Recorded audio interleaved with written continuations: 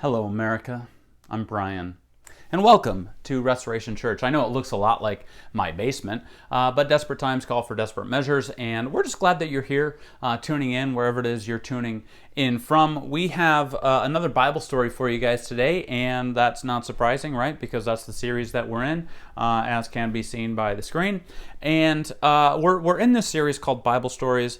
And we're taking a look at all of these old stories that we learned as kids on flannel graph or flannel board. That's a debate, right? Flannel graph versus flannel board. If you think it's flannel graph, let us know in the comments. If you think it's flannel board, also let us know in the comment. Give us your opinion. Is it flannel board or is it flannel graph? I say flannel graph, but sometimes if I'm feeling crazy and a little saucy, I'll say the other one that I've already forgotten which one I said. Flannel board, flannel graph? I say flannel graph.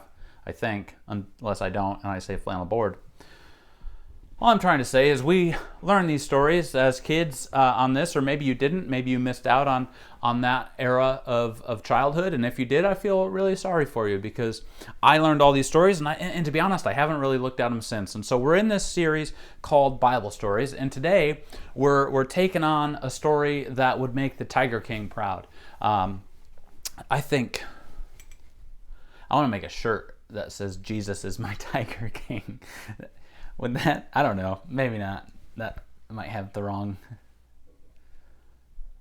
Jesus is, no, I'm not going to do that. Anyway, so we've got a story about some of that kind of stuff, and we're going to be talking a lot today about the brain and what it does and its function and all this stuff. Now, I know what you're thinking, Brian.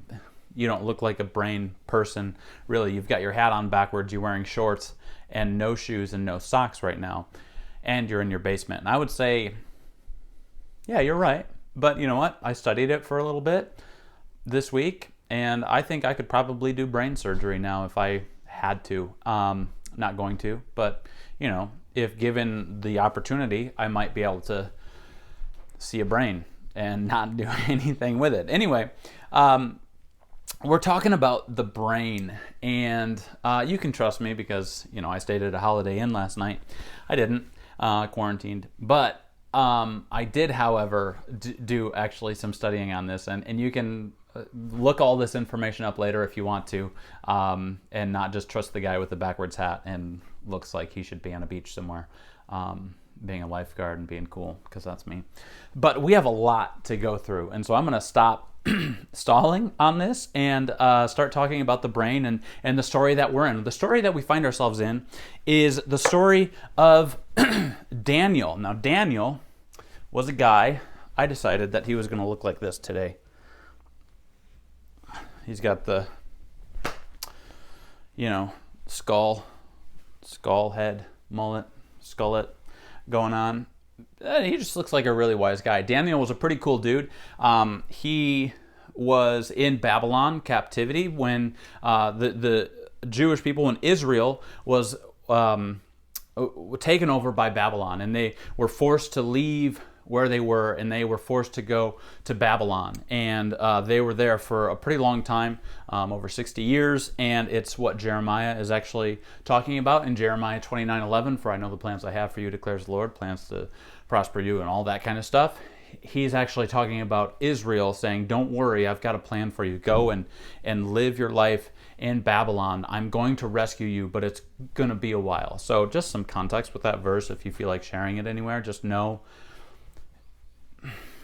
Anyway, not that series we're doing. So Israel is in Babylon captivity, and they're under their rule, and it's not super great for Israel, but a few of them have pretty good high-ranking positions, and one of those guys is Daniel. And what I want to find out in this story is how Daniel uses his brain and his mind too to be a great human being and a follower of Jesus, a follower of God. And we're just going to pick this story up. So they're in Babylonian captivity, and we find ourselves in chapter 1. We're going to cover all, well, sort of. We're going to skim through 6 chapters. We're going to skip a few chapters because we've got another story in Daniel that we're going to be talking about probably next week or the week after. So we are in Daniel chapter 1, and we're going to be reading from the ESV today.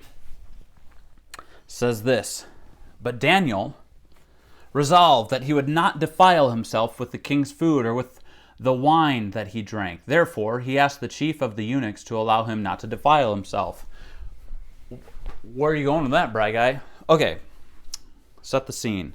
So Daniel is appointed to be a pretty high official. And in order to do that, so the king took a whole bunch of youths, kids, students, whatever, from Israel and had them do a whole bunch of stuff in the kingdom of Babylon. And they were working for the king. And they were given all of the king's food. So Babylon obviously wasn't following all of Israel's rules on what they could and could not eat, and there was quite a few of them. And so Daniel resolved in his heart that he would not defile himself. Daniel resolved that he would not defile himself with the king's food or with the wine that he drank. He was going to do everything he could to stay away from what he wasn't supposed to be doing.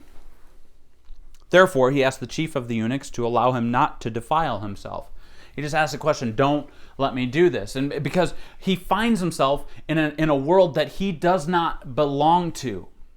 He's in a world that he does not belong to. He's in Babylon. He's in captivity. He's away from the comforts of being in Israel, of being with his own people. And he's in this unfamiliar place. And so he is spending some time praying and devoting himself to God and making sure that he will not break any of the rules of God. Now, what we know about breaking the rules of God is what we call sin. So Daniel, this wonderful guy, sitting in his nice wisdom posture there, or he's learning from someone, or he's using the bathroom, but he's probably learning, is this. What we can know when we break the law of God is that we sin. So what Daniel is trying to do is be resolved against sin. And so that's something for you and me, my friends, is that we have to be resolved against sin. Be resolved against sin.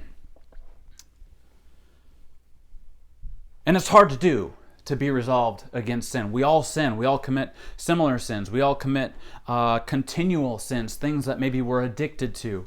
And when I was looking up things on the brain, this is what Daniel was doing. He was resolving against sin. He's training his brain to not dive into the things that are instantly going to give him pleasure. He's keeping healthy boundaries. Right? So the way that addiction works, if we're just going to go with addiction, the way that addiction works is if we want to be resolved against sin, sure, you can say that I'm not going to drink anymore, or I'm not going to look at that stuff on the internet anymore, or I'm not going to have that relationship with food anymore. Well, any of these things, we can say all of those things, but if we don't actively try to do anything about it, then nothing is going to change. If we're not trying to change anything, our mindset, then nothing is going to actually change. We can look at Romans, the book of Romans, which was written by Paul in the New Testament. Later on, he talks about that we are transformed by the renewing of our minds. So it's not just to say that I'm going to quit doing this now and not changing anything. We have to be resolved against sin, and we need to understand a little bit of how the brain works. And this is what Daniel was doing to be resolved against sin. He spent time preparing to be against sin. So with addiction, the way that this works, sorry, I'm going to get back on track here, is if you're addicted to sex, if you're addicted to drugs, alcohol, any of these food, they all produce a little thing called dopamine. And dopamine is this thing that you probably know about this. This is not uncommon knowledge. The brain wants dopamine, right? The brain always is going to want dopamine, but it can get too much of it. Let's say you have a giant bucket, a dopamine bucket. And if it gets filled quickly, the brain's going to say, okay, that's enough, that's enough, that's enough, that's enough. But if you don't stop, it's going to get a bigger bucket. We're going to need a bigger boat, right? So then it takes more and more and more to fill that up. And what happens with dopamine is it goes away, and you're left with an empty bucket. And then quickly, your brain is saying, you need to fill this up again. You need to fill this up again. So your brain is asking for more dopamine, and you know the quickest way to do it. Your brain wants to go to the path of least resistance. Your brain is always going to pick the path of least resistance, unless you train it to do something else. So if you're addicted to drugs, let's say, Or you're addicted, let's do something that is more common. If you're addicted to sex, if you're a guy or a girl, I guess, the most instant way to do that is by going online and looking at whatever you want to look at. And your mind, your brain gets instantly flooded with dopamine. Too much dopamine, your bucket gets way bigger, the bucket, and it gets filled up. And then the dopamine goes away and you're left with a bigger void. And so you need more, and you need more, and you need more. And the brain knows that the easiest way to do that is just click on that website, click on that link.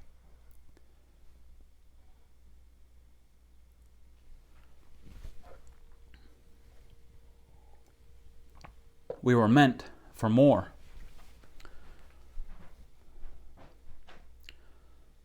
So we need, once we have the dopamine thing, we need that thing to make ourselves feel better, right? But it continues and it gets worse and worse and worse. And so your brain is continually going towards this thing. I got to keep moving a little bit. And then what happens is your hippocampus, which is back here in your brainstem, what that's going to do, actually I could do this because your brain is like a fist. So back here, your hippocampus, what that starts doing is relating memories, relating that dopamine feeling, those good feelings, to certain memories that you have. So you might just be, for instance, browsing the internet someday and something will just randomly pop up, boom.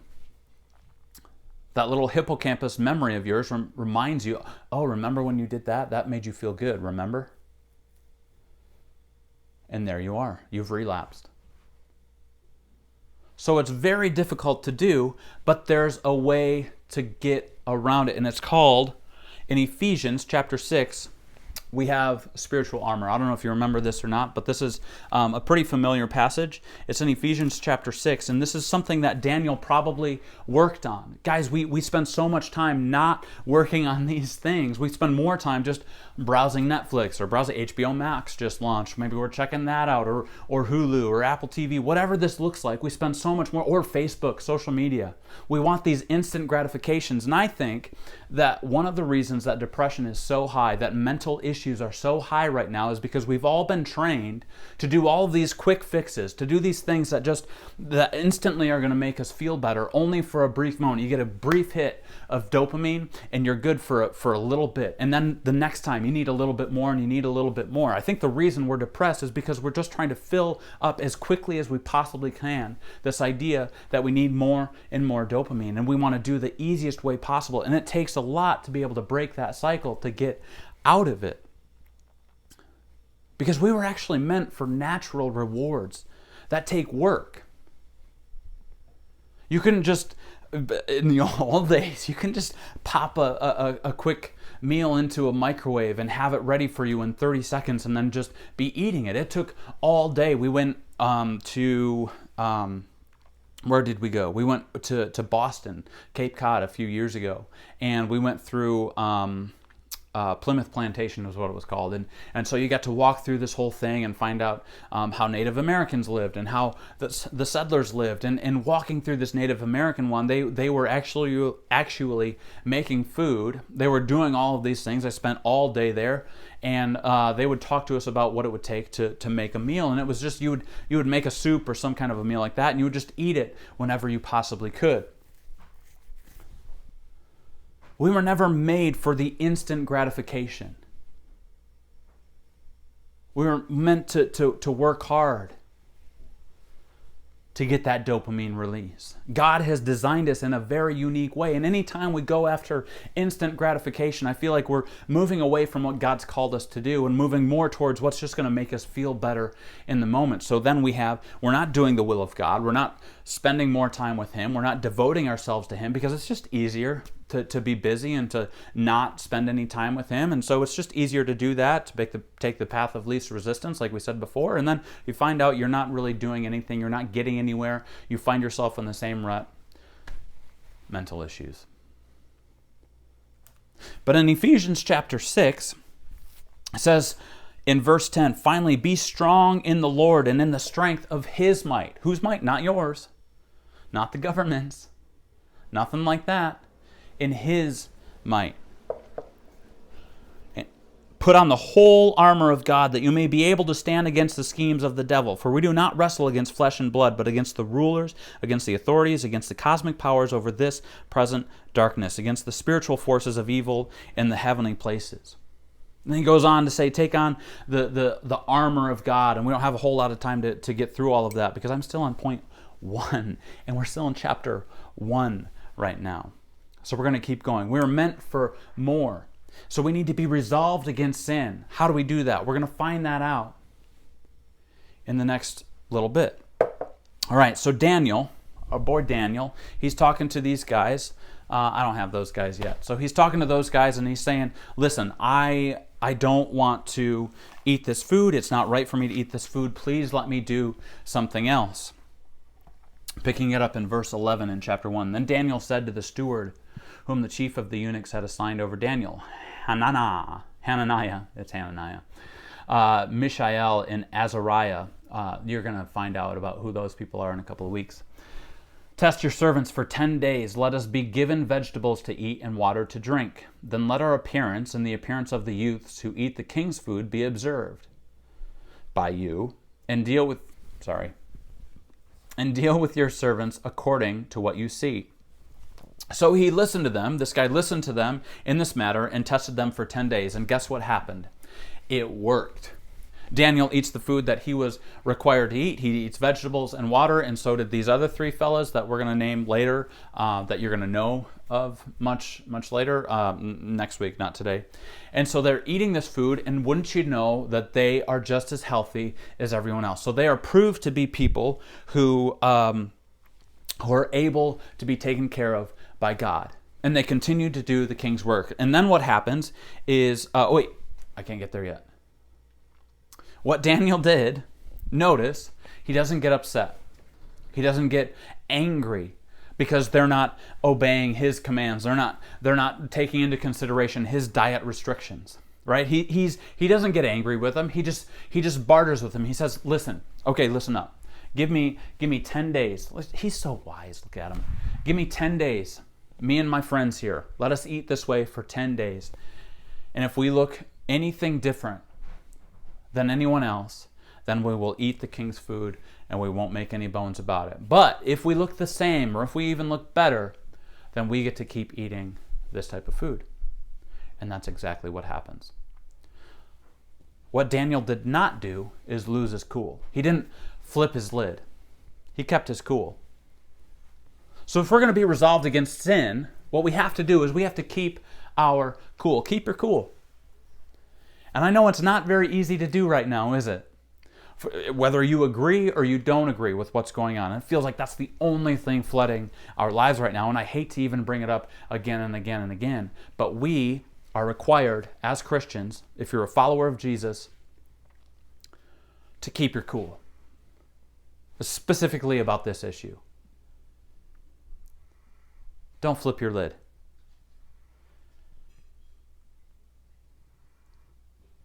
Do you know what flipping the lid actually means? So this is something that's brain related. Again, you've always heard it said. Maybe you know what this is all about. You know what I'm about to say. This is nothing new.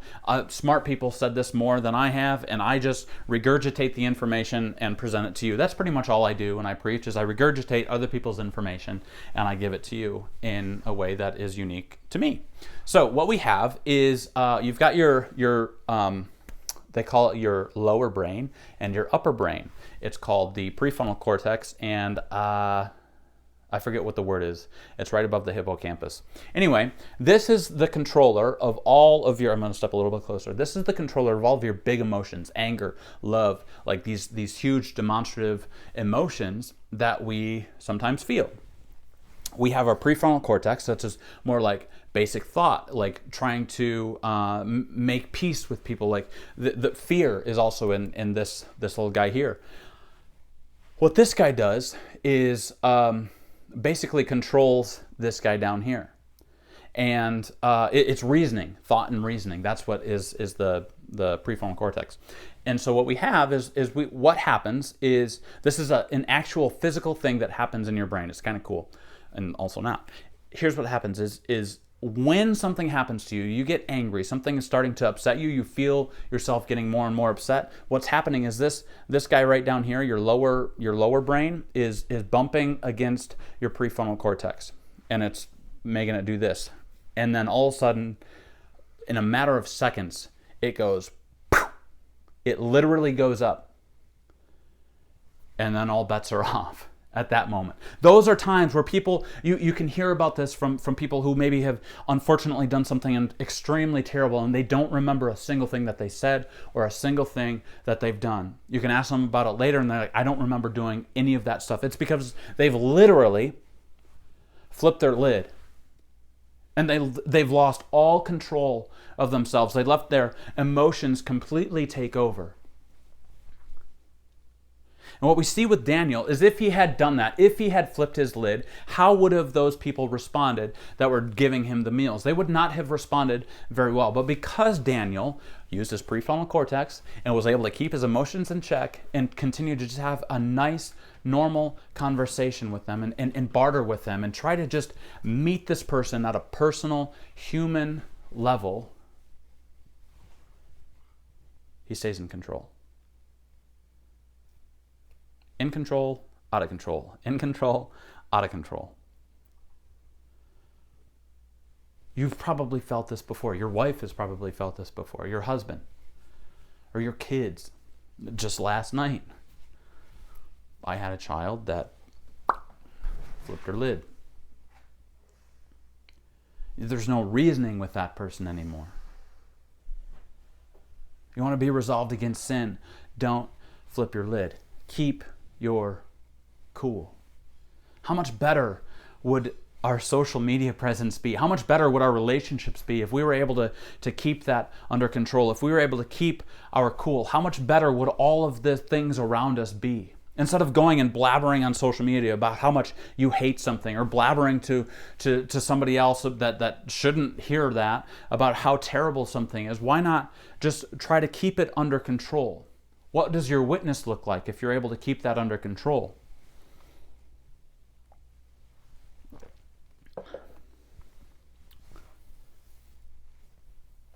There's scripture in the Bible that says that we should be slow to speak and quick to listen. That's a great way to keep that prefrontal cortex. I just like saying that word. I sound like a doctor. In check. When this is down, when this is functioning properly, it's like right here. When this is functioning properly, you can hear someone. You can listen to the words that they're saying. You can identify with that person. You have empathy in those moments. But the moment that flips, you have no way to have empathy for that person or to continue to understand or even hear what that person is saying. When your lid is flipped, you cannot hear a thing. It's like with my child last night, we just had to ignore until they were ready to calm down and have a conversation. I told you that story a few weeks ago about myself and what I had done to the people who I used to work for.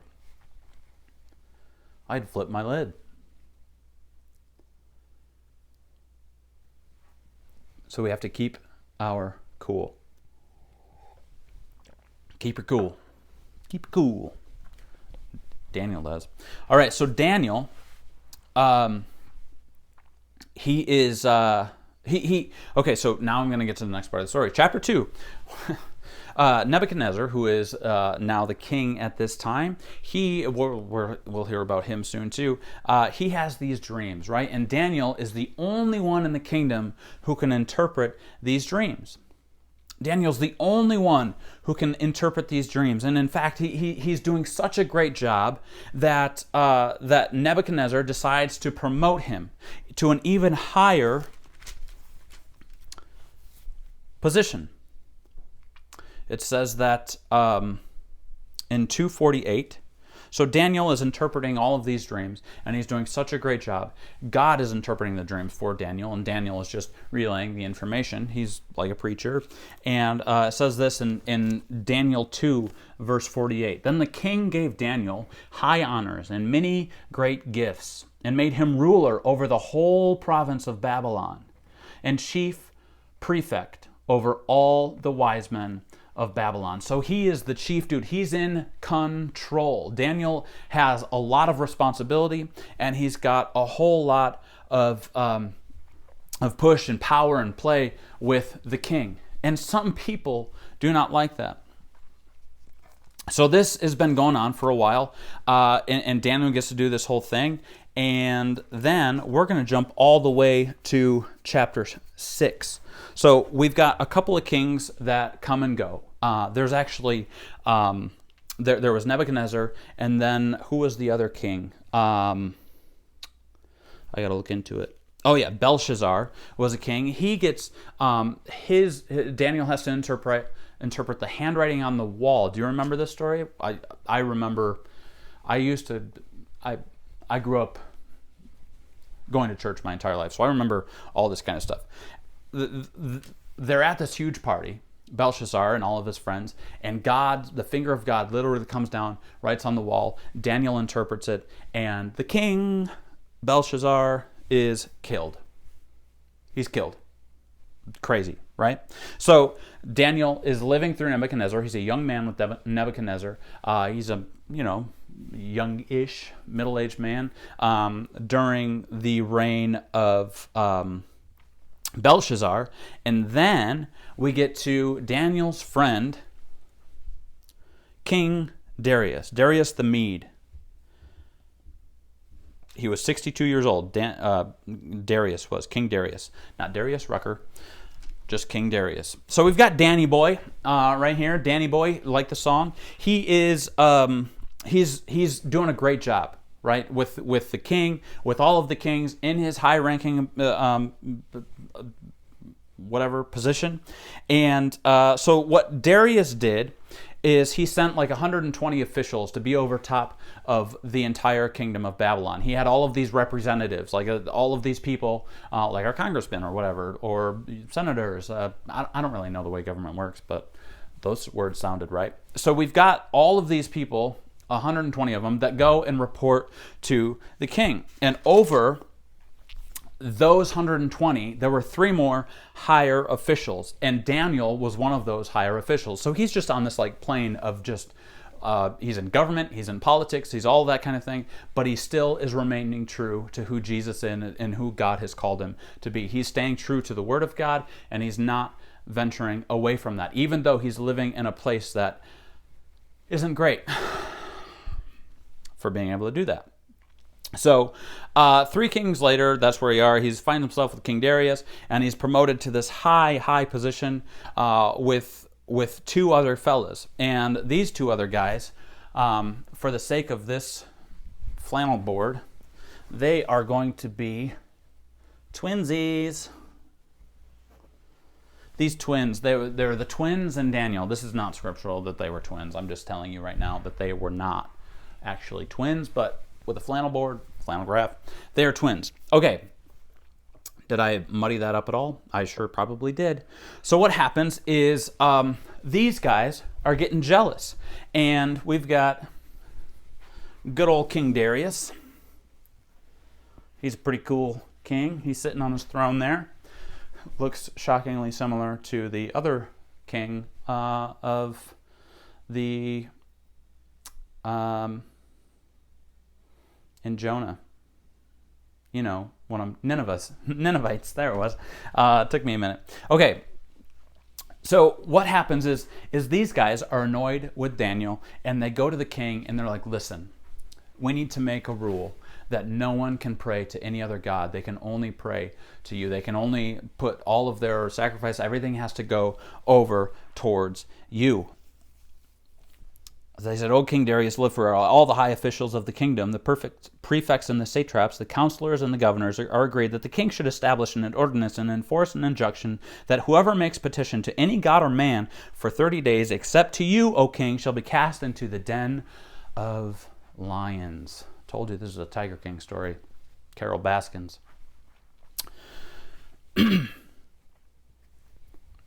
That was an issue for Daniel. That was an issue for Daniel.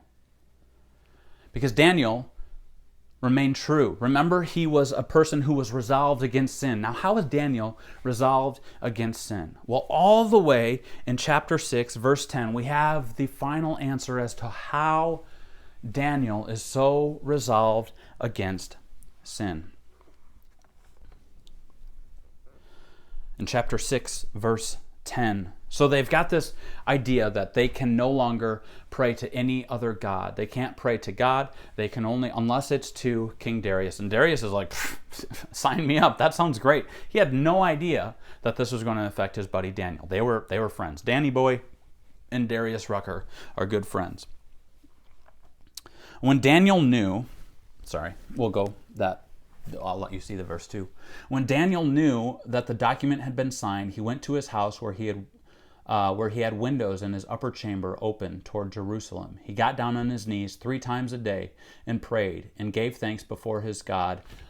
Underline this, as he had done previously. This was a way that Daniel lived his life. This wasn't just a thing that he decided to do just to buck the trend, try to get away from, try to get away from whatever the government was telling him to do. This wasn't him just being in blatant disregard of the government just because he wanted to be. This was something that was ingrained in him from the very beginning. He was a person who continually spent time in prayer.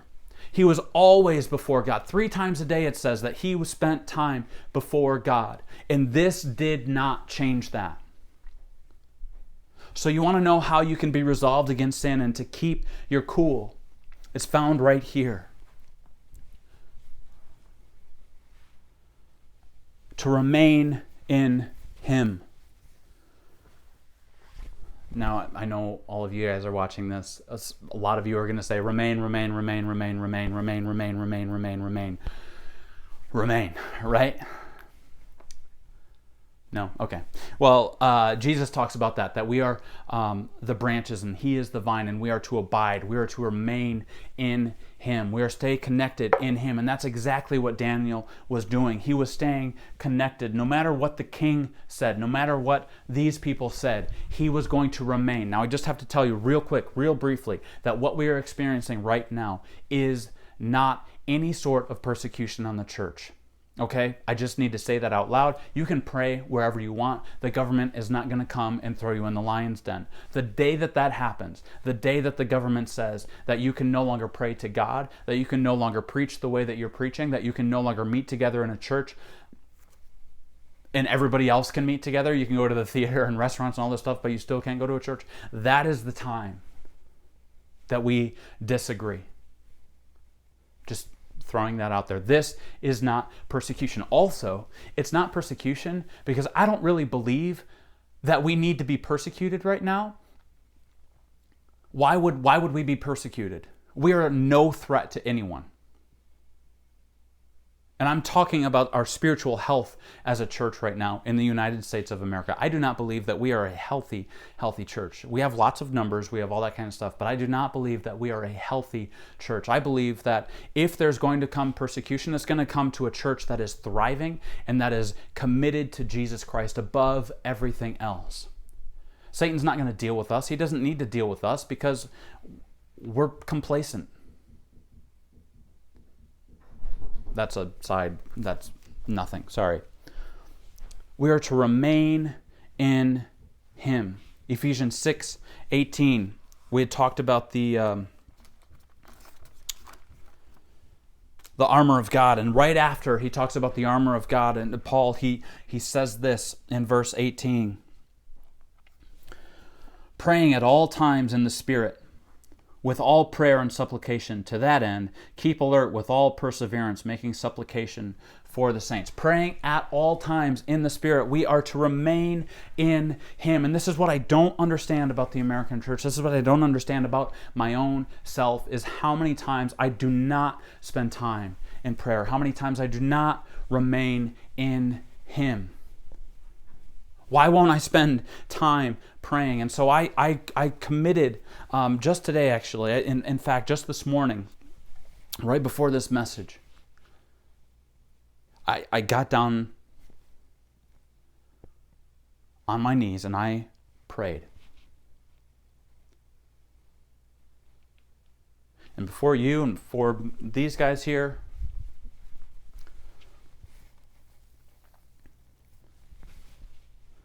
I'm going to make a commitment to prayer 3 times a day. In the morning, at noon, and at night.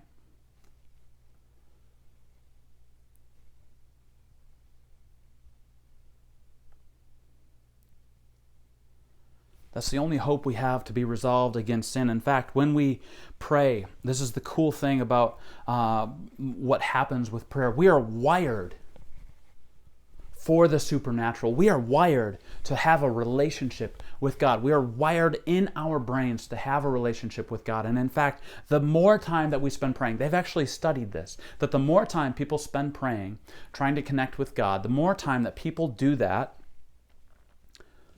what happens is in those times of prayer, I forget where it is in the brain, something lights up where it has deep thought, all of that kind of stuff. But here's the interesting thing, because that can light up no matter what. Like that lights up in a whole lot of different areas. I know that some people say that there's a God spot in the brain. I haven't found the proof of that yet, and I'm still searching. So if you guys have a link, if you have any of that kind of stuff, that's reputable, not somewhere else. Send it to me. I want to know where that information is at. But what I couldn't find anything that said that there was a God spot in your brain. And here's the thing, God created the entire brain. You are the God spot. Like everything in your being is the God spot. But when we pray, when we spend time devoted to God, the thing that represents the sense of self, the area of the brain that represents that we get our sense of self from, goes dark. Less of me and more of him. Guys, if we want to be resolved against sin, if we want to keep our cool, we need to remain in him, and we need to have a plan to do so. When I was in football, anytime we would go against an opponent every single week, we would have a game plan for that opponent that would be roadmapped and designed specifically for that opponent. It wasn't something that we're just like, let's throw something like that out. We designed it, we planned it, we moved forward with that plan. And ultimately, it worked almost every single game. And remaining in him, spending that time in prayer, I don't care if you have to set an alarm on your phone and you only can do it 1 minute of a day for 3 times a day. I want to encourage you, if you want to find the teeth of your salvation, if you want to find the teeth of your faith, if you want to find out why you're not changing the way that you want to change or the way that you feel God moving you to change, the reason why is because we are not spending any time in prayer. We're spending more of our time, again, looking at our phones, looking at what's on Netflix, anything that's going to distract us. And guys, if we want a deeper relationship with Jesus Christ, we have to go deeper with Jesus Christ through his word, through time of prayer, dedicated time of prayer. And I have to confess that I fall short of that almost daily.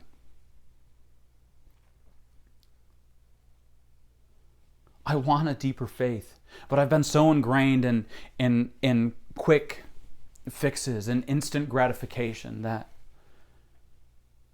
we just give up.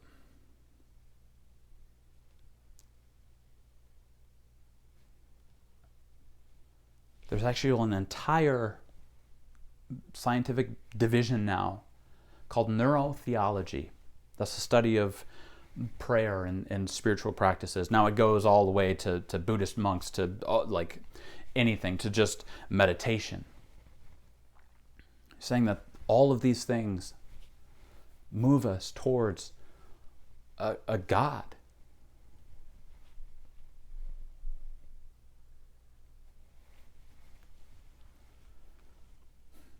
We need to remain in him because we are constantly being prepared for something. Daniel spent his entire life preparing 3 times a day. All of his life was dedicated to Jesus. Do you want your life to look different? Last week we talked about being totally committed to God. If you remember that. Last week we talked about Elijah and how we have to be totally committed to God. We can't go one way or the other. It's got to be God and God alone. And if you want that to be a reality in your life, then we need to be resolved against sin, keeping our cool by remaining in Him, by spending time in prayer. Now, I don't want to get legalistic and any of those types of things, but I do want to tell you that if you are not willingly spending time in prayer, your life is not going to change. You're going to find yourself in the same situation day after day after day, because that's how I am. You are constantly, that's a typo, Y-O-U-R, it should be Y-O-U-R-E. That's my brain not working. See, the brain is beautiful. I can make a stupid mistake like that and give a 40-minute sermon. You are constantly being, I need to just move off of that. You are constantly being prepared for something. Daniel is constantly being prepared for something. So with the couple of minutes I have left, I don't have any time left, but with these last couple of minutes, I'm going to read the rest of the story. Thank you, Paul Harvey. Daniel was being prepared. See, King Darius was very not okay with throwing Daniel into the lion's den. That was the rule, that you had to throw whoever committed this quote-unquote crime into the lion's den. He didn't want to do it. He was up all night trying to not do it. Then they answered and said before the king, Daniel, who is one of the exiles from Judah, pays no attention to you, O king, or the injunction you have signed, but makes his petition 3 times a day. Then the king, when he heard these words, was much distressed and set his mind to deliver Daniel. And he labored till the sun went down to rescue him. Then these men came by agreement to the king and said to the king, Now, O king, that it is a law of the Medes and the Persians, not like the beer mead, but just people, that no injunction or ordinance that that the king establishes can be changed. Then the king commanded, and Daniel was brought and cast into the den of lions. The king declared to Daniel, May your God, whom you serve, continually deliver you. So we've got, he's going down for a second. These guys, the twins, are so dumb and idiotic. Daniel gets thrown into, let's pretend he goes in. He fell in. Okay, he's in the lion's den. And there is a lion. Look at that. Ooh, face to face. Take that, Joe Exotic. And a stone was brought and laid on the mouth of the den, and the king sealed it with his own signet, and with the signet of his lords, that nothing might be changed concerning Daniel. Then the king went to his palace and spent the night fasting. No diversions were brought to him, and sleep fled from him. Then at the break of day the king arose and went in haste to the den of lions. As he came near to the den where Daniel was, he cried out in a tone of anguish. The king declared to Daniel, O Daniel, servant of the living God, has your God, whom you serve, continually been able to deliver you from the lions? Then Daniel said to the king, O king, live forever. My God sent his angel and shut the lion's mouth, and they have not harmed me, because I was found blameless before him and also before you, O king. I have done no harm. Then the king was exceedingly glad and commanded that Daniel be taken up out of the den. So Daniel was taken up out of the den, and no kind of harm was found on him, because he had trusted in his God. You're constantly being prepared for something.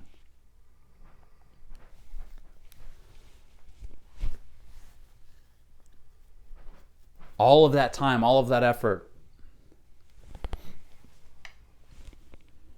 and preparation. And Daniel was ready. And God was glorified, and the king saw the power of God in that moment.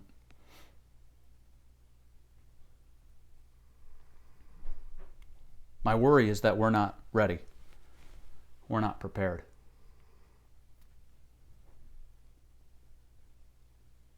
We're weak. because we choose to be.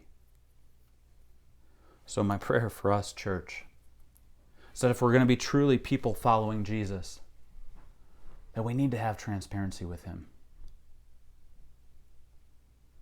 Spend some time in prayer as we close and ask yourself if you're ready. And what can you do to become ready?